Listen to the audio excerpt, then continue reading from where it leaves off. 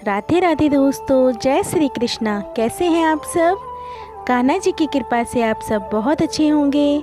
स्वागत है आपका आपके अपने चैनल कन्नू बाबू एंड कान्हा जी की सेवा में।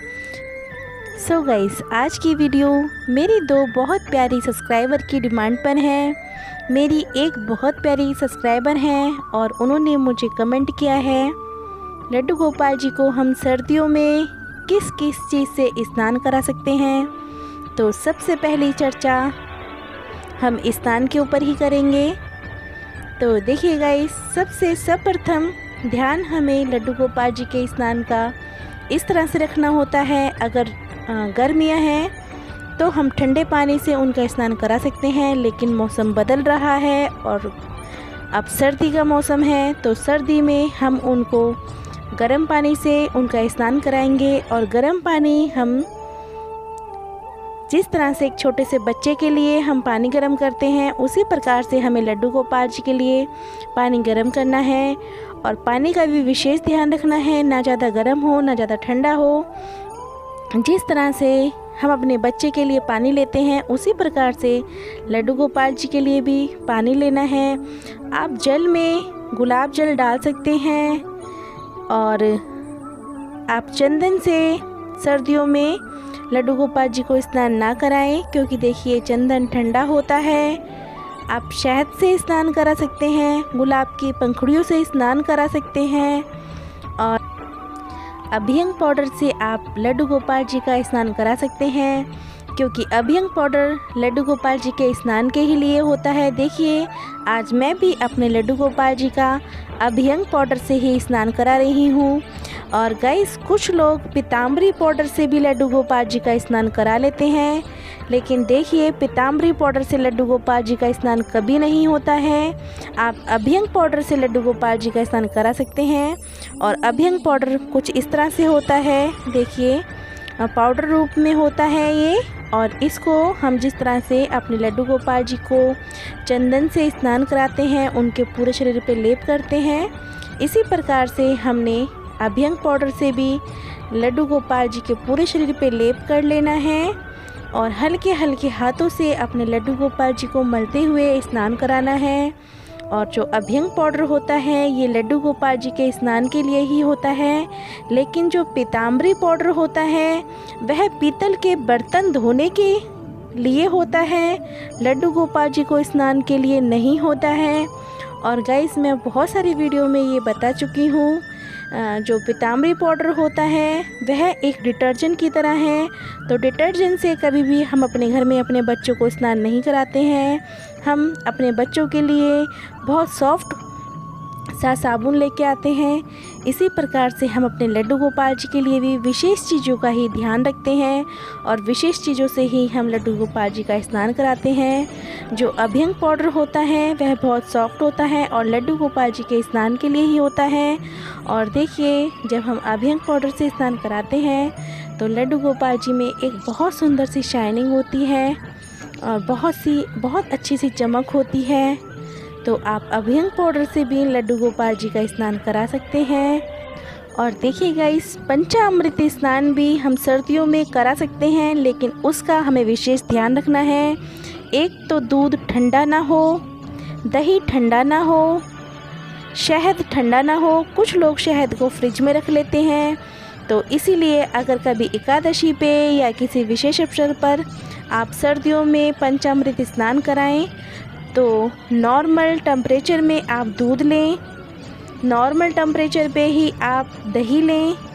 और जिसका आप पंचामृत बनाएंगे वह ठंडा नहीं होना चाहिए। और जब आप पंचामृत स्नान कराएं तो लड्डू गोपाल जी के आगे मतलब सामने रूम हीटर लगा सकते हैं, जिससे कि उन्हें ठंड ना लगे।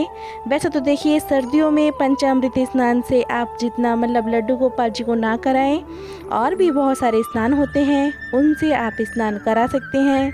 तो चलिए गाइस, अब हम दूसरे टॉपिक पर आते हैं। दूसरा कमेंट भी मेरी एक बहुत प्यारी सब्सक्राइबर का है और उन्होंने मुझसे पूछा है, वह लड्डू गोपाल जी को अपने घर में लाना चाहती हैं, उनकी सेवा करना चाहती हैं, लेकिन सेवा के नियम उन्हें नहीं पता। तो गाइस देखिए, आप लड्डू गोपाल जी को जब भी अपने घर में लाते हैं तो सर्वप्रथम जिस घर में भी लड्डू गोपाल जी आते हैं उस घर में मांस मंदिरा का सेवन नहीं होना चाहिए। और आप जब भी लड्डू गोपाल जी को लाएं तो उनकी प्राण प्रतिष्ठा जरूर कराएं। और जिस घर में भी लड्डू गोपाल जी आते हैं वह घर लड्डू गोपाल जी का हो जाता है। फिर आपका उस घर में कुछ नहीं रहता, फिर उस घर के मालिक लड्डू गोपाल जी हो जाते हैं। और देखिए, जब आप लड्डू गोपाल जी को घर में लाएं तो उनकी प्राण प्रतिष्ठा करवाएं, उनका नामकरण करवाएं और उनसे बहुत सच्ची निष्ठा से प्रेम करें। और लड्डू गोपाल जी से कोई ना कोई रिश्ता अवश्य बनाएं, जैसे कि पिता का, पुत्र का, भाई का या गुरु का। आप कुछ भी रिश्ता उनसे बना सकते हैं और जो भी रिश्ता आप उनसे बनाते हैं वह बहुत सच्ची निष्ठा से निभाना चाहिए। और गाइस चलिए अब आते हैं उनकी सेवा के नियम पे। तो देखिए गाइस, सबसे पहले लड्डू गोपाल जी को आप प्राण प्रतिष्ठा करा लें, उनका नामकरण करा लें और फिर जो भी रिश्ता आप उनसे बनाना चाहते हैं, रखना चाहते हैं, उस रिश्ते से उनकी सेवा करें। आप लड्डू गोपाल जी को जब भी आप सुबह उठते हैं तो उठते ही सबसे पहले आप हाथ मुंह धोकर लड्डू गोपाल जी को उठा सकते हैं, लड्डू गोपाल जी को दूध का भोग लगा सकते हैं। और बस इस बात का आपने विशेष ध्यान रखना है कि आप अपवित्र ना हो, तो आप बिना नहाए धोए भी लड्डू गोपाल जी को भोग लगा सकते हैं, लेकिन प्रथम भोग ही आपने बिना नहाए धोए लगाना है। दूसरा भोग आपने नहा धोने के बाद ही लगाना है। और फिर आपने नहा धोने के बाद अपने लड्डू गोपाल जी को स्नान कराना है। स्नान उनको मौसम के अनुसार कराना है। सर्दियों में उनको गर्म पानी से स्नान कराना है और गर्मियों में उन्हें ठंडे पानी से स्नान कराना है। और स्नान की वीडियो मेरे चैनल पर है, आप देख सकते हैं किस तरह से लड्डू गोपाल जी का स्नान होता है। फिर आप लड्डू गोपाल जी को सुंदर से वस्त्र पहनाएं और उनका श्रृंगार करें, उन्हें ज्वेलरी पहनाएं। और क्योंकि देखिए गाइस, लड्डू गोपाल जी सजने संवरने के बहुत शौकीन होते हैं, वह ठाट बाट से रहना पसंद करते हैं और लड्डू गोपाल जी को ठाट बाट में रखना ही बहुत शुभ होता है। और आप फिर उनको मंदिर में ले जाएं, अपने मंदिर में ले जाकर लड्डू गोपाल जी की आप पूजा अर्चना करें, उनको माखन मिश्री का भोग लगाएं। माखन मिश्री का भोग आप उन्हें प्रतिदिन लगाएं और लड्डू गोपाल जी के भोग में तुलसी दल अवश्य रखें, क्योंकि बिना तुलसी दल के लड्डू गोपाल जी भोग स्वीकार नहीं करते हैं। तो आपने उनको भोग लगाना है और उसके बाद आप जो भी खाना बनाते हैं वह खाना सात्विक होना चाहिए, उसमें लहसुन प्याज का यूज़ नहीं होना चाहिए। आप घर से कहीं बाहर जा रहे हैं तो आप लड्डू गोपाल जी को अपने साथ ज़रूर लेकर जाएं। और गाइस देखिए, छोटे बच्चों को खिलौने बहुत प्रिय होते हैं, तो लड्डू गोपाल जी के लिए आप घर में खिलौने भी लाएं। समय समय पर उनको घुमाने लेके जाएं, उन्हें खिलौनों से खिलाएं। उनको रात में जब आप सुलाते हैं तो सुलाते समय आपने उन्हें लोरी सुनानी चाहिए, उनको कहानी सुनानी चाहिए, उनके संग खेलना चाहिए, उनसे बातें करनी चाहिए।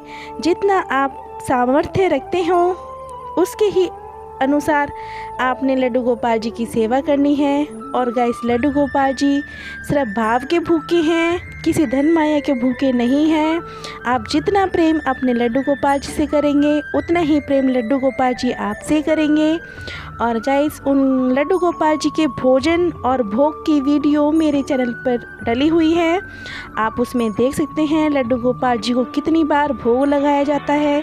क्योंकि देखिए, लड्डू गोपाल जी को हम जब लाते हैं तो वह बाल स्वरूप हैं और वैसे भी भगवान कृष्ण के बाल स्वरूप हैं, तो बच्चों को तो भूख लगती है।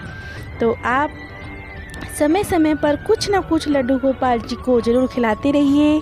वैसे तो देखिए, उनके दूध का भोग सुबह को एक मॉर्निंग में और उसके बाद पूजा के बाद फिर आप दोपहर में लड्डू गोपाल जी को खाना खिलाएंगे। उसके बाद आप उन्हें सुला देंगे, सुला के उठाएंगे, तब आपने दूध का भोग लगाना है।